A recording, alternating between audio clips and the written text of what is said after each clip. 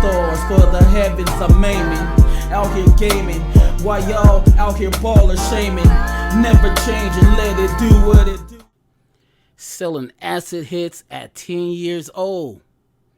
And in the 7th grade, when you supposed to have been barely outgrowing GoBots, instead you are snorting meth from a female classmate's fingernail at school in the classroom, mistaking it for cocaine. Someone on this path in their young life is certainly the crash, and the outcome is usually a quick demise or a lifetime in and out of the concrete jungle of prisons. But not if you're Gilbert Malam Jr. Who the hell is that? Okay, better known to the globe as Berner. Born in San Francisco to an Italian mom and Mexican-American father, young Bern, as we illustrated earlier, was running wild. At age 13, his parents moved to Arizona for his dad to open up a Mexican restaurant. Bern continued up, but started dabbling with music, recording in his mom's 150-degree garage in Arizona. With the AZ music and rap scene and business non-existent, little Gilbert was fascinated about how his hometown of San Francisco was now thriving with the independent rap game, with JT the bigger figure, San Quinn, IMP, and E40 around the way. With mom and dad now separated, check this out. A young Berner told his moms, "For me to make it in this music business, we need to move back to Frisco." And guess what his mom did and said? Okay. Wow. So now Berner is back in Sucker Free. That's the name of Frisco, San Francisco, for you don't knows.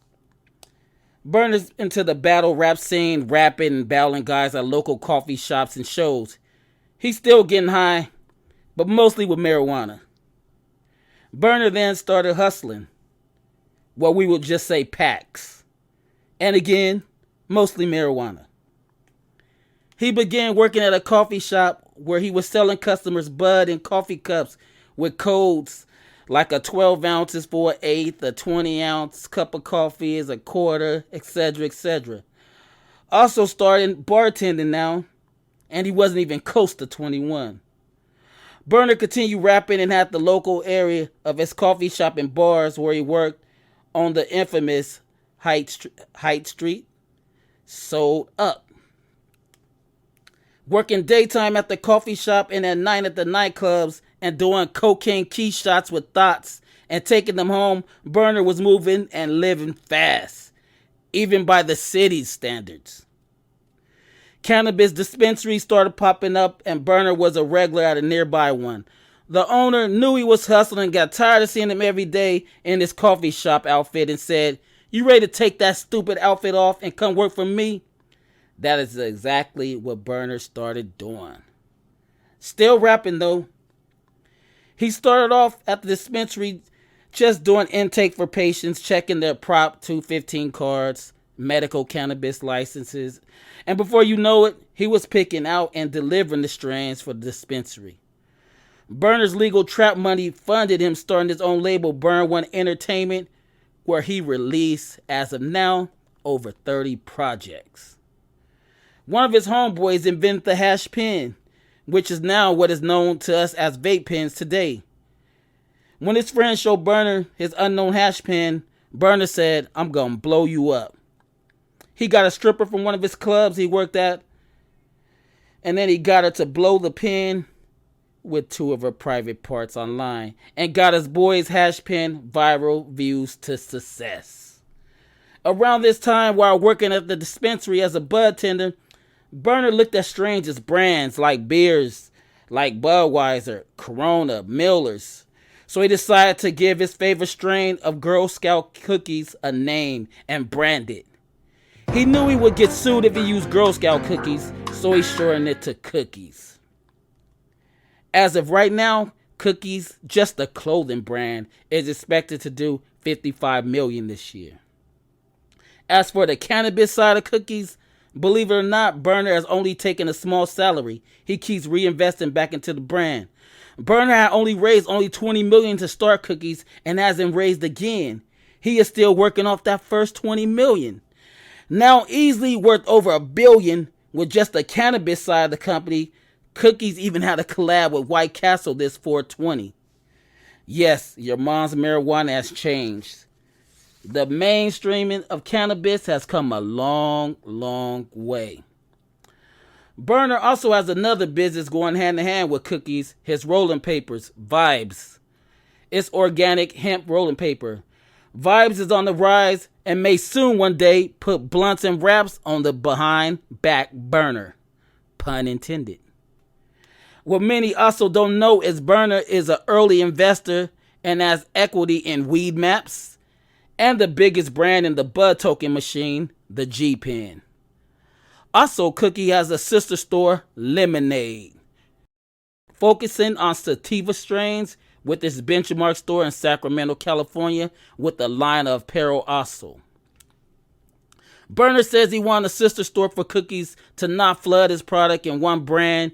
And little known Berner fact is there is more bud that don't make the cut for his stores than do. So you know when you see that light blue cookie color wave, you know what time it is. And what you are getting is quality. Also in the works is Caps. This is Berner's mushroom brand that is going to rival Cookie's cannabis space. With the legalization of mushrooms pending, Berner is getting all his legalities ready to launch when that day comes. Boy. As you can probably guess by now, with all this business going on, it's safe to say Wild Burn has faded away like the smoke from the last doobie in the cypher.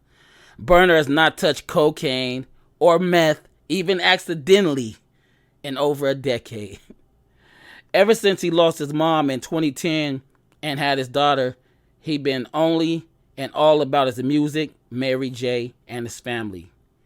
He even launched a clothing line with his daughter called Heart Blaster Kids. Berner has been offered over $1 billion for Cookies alone and was cool on the deal. He believes they are still barely just scratching the surface. We here at Grind Gazette definitely feel him because he is unarguably the #1 brand in cannabis. We can barely name a #2 if we could. So this makes him like the Budweiser in the bud space. So can we actually put a number on that? $1 billion ain't enough. Musically, Berner is known as one of the greatest ears in the biz. His beat selection and artist placement to tracks is uncanny and desired as an executive producer by many acts such as Mozzie, Wiz Khalifa, and many more. Screenplays are in the work for shining a light on San Francisco's smash and grab capital USA stain, titled Smash City. Uniting the world with all his projects is Berner and shaking the cancer diagnosis, which is currently in remission. God bless the brother Berner for bringing joy to so many. You see all the people with the Cookies tattoos on them? This is a movement. So here at Grind Gazette, we tip our top hat to Berner and his packed portfolio. Burn one for Berner. Fuck with each other, man. We trying to eat together, man. You know what I'm saying?